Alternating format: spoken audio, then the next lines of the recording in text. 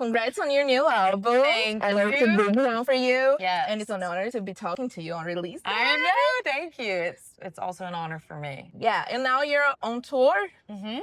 On release day, giving interviews, I know. meeting fans. I know. In Brazil. I know. So how does it feel to be in Brazil on It's this amazing. day? It's amazing. I could have never seen this coming, when I was making this album and thinking about putting it out. I didn't think I would be in Brazil on release day, but I'm so happy that I am. It's been amazing. So Subject to Change was my most listened album in 2022. Wow. You have no idea. I will press play, and if I didn't put it on repeat and I forget, I will manually press play again. Aww. I feel like they have lyrics were very catchy, and it is a strong album. It's brutally honest, but your voice feels very calming to me.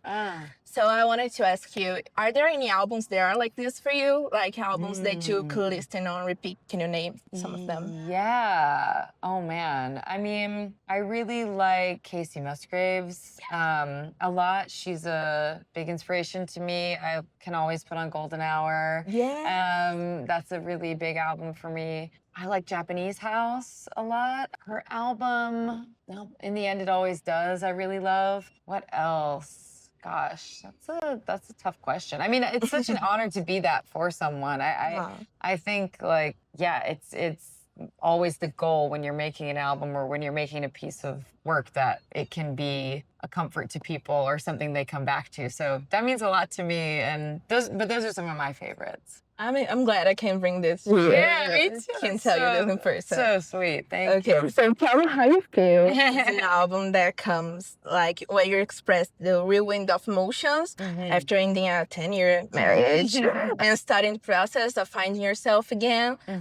Quite figuring out who you are in your 30s outside of life that once felt already built. Yes.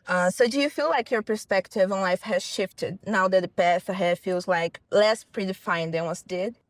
Yes, I do feel like my perspective has shifted a ton. Yeah, I think, I don't know, it's such a life-altering thing to do to end, a relationship, any kind of long-term relationship, but especially a marriage. And it's never a situation I thought I would be in. But when I found myself in it, as tumultuous as it was and as scary as it was and as, new territory and just a fully new frontier for me, there was always this feeling of peace that kind of accompanied it and this kind of deep sense of knowing it was the right thing. And that feeling was such a shift from what I had been feeling, all the years prior, of just sort of this tension of something not feeling quite right or I don't know, which can really wear on you as a person when you're kind of resisting this thing that you need to maybe do, but you're scared. And so you put it off, avoid it. And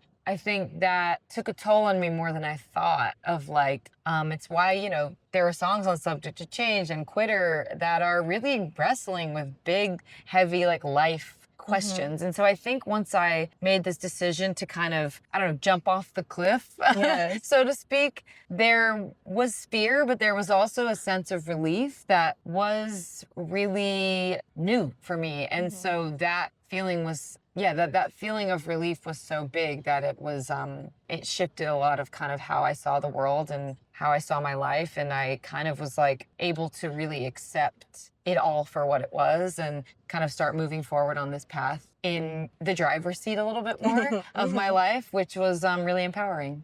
So talking about relief, I feel like the album cover gives a lot of sense of freedom to the openness alongside the title. So is this always the idea that you envisioned for the cover album, or did you have any other ideas before that? That idea came to me, when I was thinking about what I wanted to sort of represent, with an image, what this kind of time in my life felt like. It was sort of running down the street with my face towards the wind type of thing. Yeah, it was kind of what I wanted, and my friend shot the cover, and everything about this album feels very, very from my heart and from my kind of vision for it. And so it was nice to kind of not be second guessing things and just be yeah, that's what I want. Let's do it. Let's make it happen. And I'm really happy with how it turned out. Oh, that's really nice. It's a really beautiful album cover. Thank you. Okay, so I feel like pouring out heavy emotions on paper for you seemed easy from the outside perspective. Your songs are pretty chill, but they always carry a lot of stories. So do you feel like now restarting this part of your life that does have a lot of emotions, it has become easier or harder to write, or just different? Easier. Yeah. I think I just feel like now an even bigger sense of like nothing to hide in a way. Obviously there's plenty of stuff, there's plenty of situations that aren't on the album that I went through, but I don't know. I think I just feel at this kind of exciting, creative, blank slate type of place, and that's a really inspiring place to be as a writer and someone trying to tell stories and express emotion. I think, yeah, and it's cool to have done it now for a few years and have people give me feedback that they like it. That's always like a confidence booster as an insecure artist. Like, shouldn't be. Like, I don't know what I'm doing. So it's nice to kind of get the confidence every time I put something out to be like, okay, like keep going, keep digging even deeper, keep trying to be more honest. Like that's always my goal. You mentioned stand-up comedies were inspiration for this album, for this record, since it's saying the uncomfortable stuff a lot. Yeah. Right? Yeah. So I wanted to ask you, do you think there's an opposite kind of inspiration, like movies, stories, like fictional worlds that could inspire you to write songs? Oh gosh, I mean, nothing specific comes to mind. I'm sure that I'm kind of taking things in all the time that are subconsciously informing what I'm writing. But yeah, with the stand-up comedy thing, I think I would watch comedians go on stage with nothing, you know, they're just talking and talking about their lives in the most like raw form and saying things that are making us all like, oh my God, I can't believe they said that. But also just this feeling seen and like connecting to something. And I really always have tried to take that approach with my songwriting. And I just started to think about the parallels between stand-up comedy and kind of confessional songwriting of just like, I thought it was so cool how stand-up comedians are just like willing to nothing to bare themselves. Yeah. And I just was like, that's really like fearless. And I am, you know, trying to be more and more like that. And so I think it was just an interesting thing that inspired me that I didn't expect. So if you could feature any artist in any of these new songs on this new album, who would it be? Which song would it be and why? Oh my gosh. That's such a tough question. Oh my gosh, hard hitting. Maybe Casey? I mean, yeah, that'd be great. I'd love to have Casey on a song. I think Don't Eat, Pray, Love is like, you know, there are some like country leaning moments on the record because I made it in Nashville and with a good friend of mine. And, you know, I'm from the South, I'm from Georgia. And like, I kind of have these like Southern country influences on this record more than I do in the past albums. So The title feels very Casey. Yeah, exactly. Yeah, I think, you know, that song, I'm proud of that, you know, hook and that line. And it feels like, you know, maybe Casey would like it too. Like, I bet she would. Yeah, let's put it out there. Let's get Casey on Don't Eat, Pray, Love. That sounds good to me. Okay, so our publication is very focused on trying to connect fans to their artists. Okay. So I found some of your biggest fans on Twitter. Okay. And they sent a few questions. Oh my gosh. So Julia Cudi asks, what's one of the songs you want the audience to listen to the most? Ooh. Let me think. Well, I'm excited to have the full album out as a whole because, you know, I want it to be listened to in full.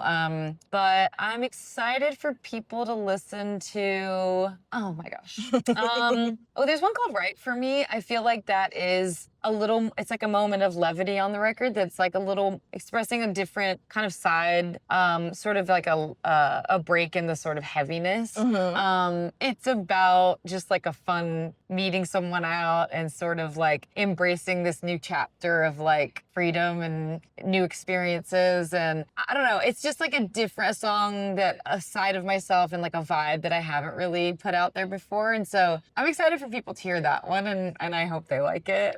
I hope they believe it from me. I hope they can embrace it. It's not like that different. But he's saying I'm very much alive. Okay. Yeah, and it's just it's just like a different approach or a different like subject matter than the rest of the album. So I'm excited for people to hear that one. Okay, so Anna, aka #1 Katelyn Tarver fan on Twitter. Wow, okay, official.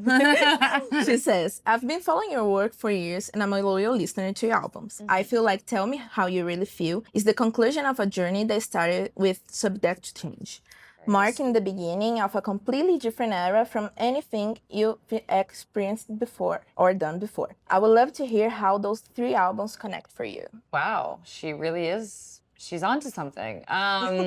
It's so funny when fans can like see things that you can't.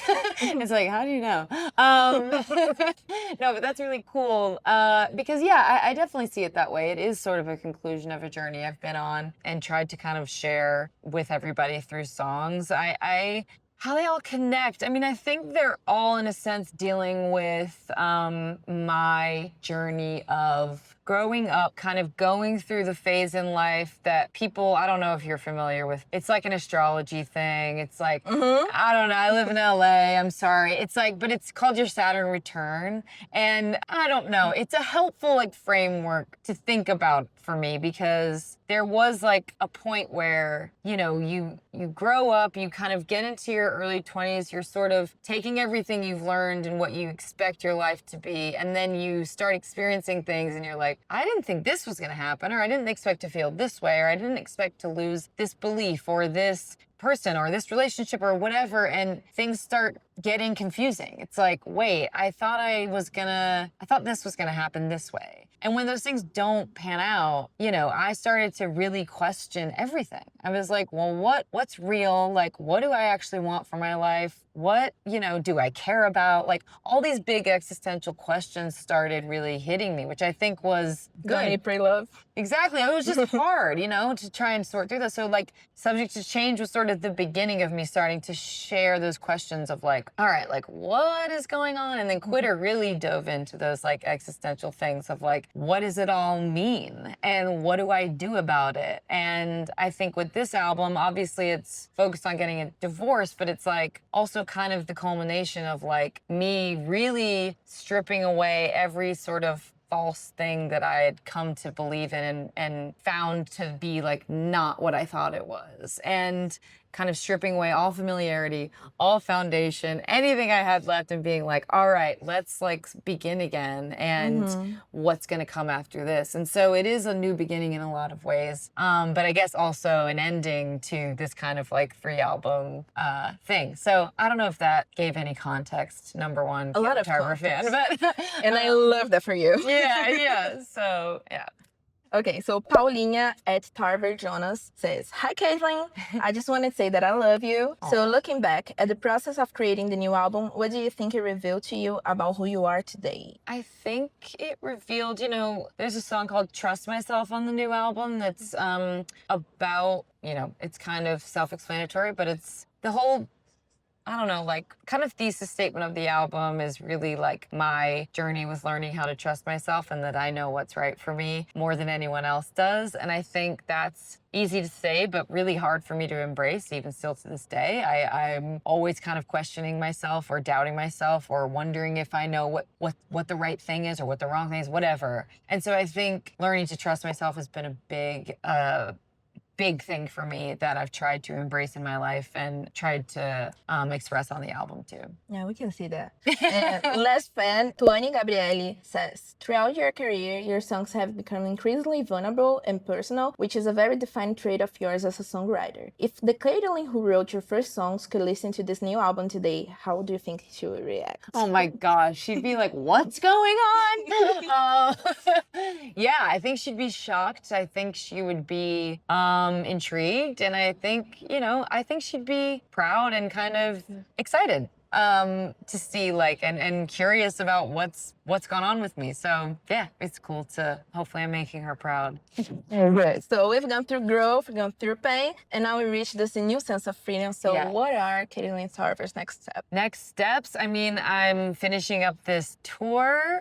We're playing in Brazil tonight, and then I'm playing my headline shows this spring, and I'm gonna be on a Netflix show that's coming out this summer. That's very nice. And you know, I'm always just kind of looking to keep doing what I'm doing. So I'm gonna be starting work on the next album, I'm sure, and hopefully bringing you more stories from my life, and just kind of continuing to do my thing and hoping people are interested to. Well, we'll be very curious about the next album. Thank you. It's a very different step of your life. Yes. Thank you so much. Thank you so much. Only here for the opening act.